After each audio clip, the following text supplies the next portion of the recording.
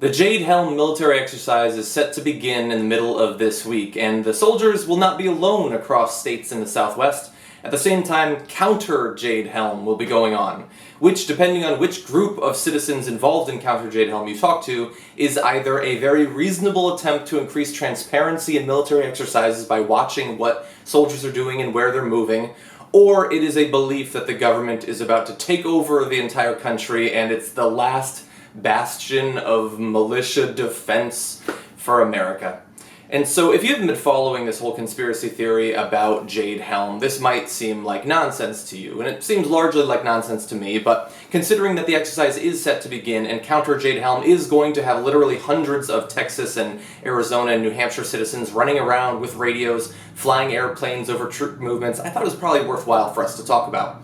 And so again, there are some in this movement, the counter Jade Helm movement, who believe that it is simply suspect in some reasonable fashion for the military to be moving troops around in these areas and setting up depots and stuff like that, and so they just want to watch. I'm going to read some of their quotes soon.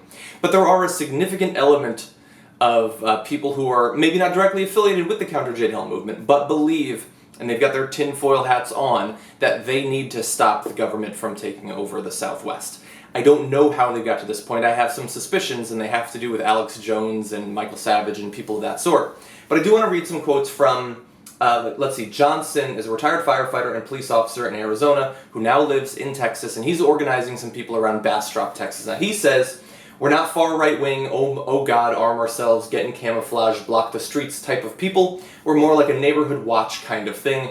We're going to find a central location, set up an area, and just cruise the streets, drive up and down the highway. Most of us are legal concealed carry folks." And so he says he wants to avoid the tinfoil hat conspiracy theorists and all that sort. And look, if I had to choose between the two groups, Johnson and his supporters do seem far more reasonable. But what I think they're missing is that if you are organizing because of suspicion about what seems like a large-scale but fairly routine military exercise of the sort that the military is conducting literally around the globe at all times, that is in tinfoil hat territory. You may not be a crazy person who believes that lizard men are controlling the government or whatever, like that we live in a gigantic hologram, although there's some evidence of that. But the simple act of suspicion, of suspecting that the government is trying to do something, we don't know what, we're not willing to say something crazy, but something that is across the line into conspiracy theory territory.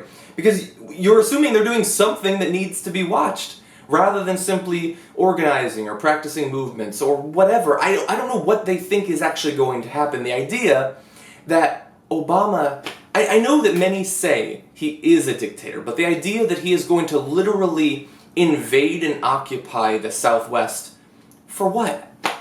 To enforce gay marriage on them? To make sure that they give out birth control? What possible reason could he have to do that?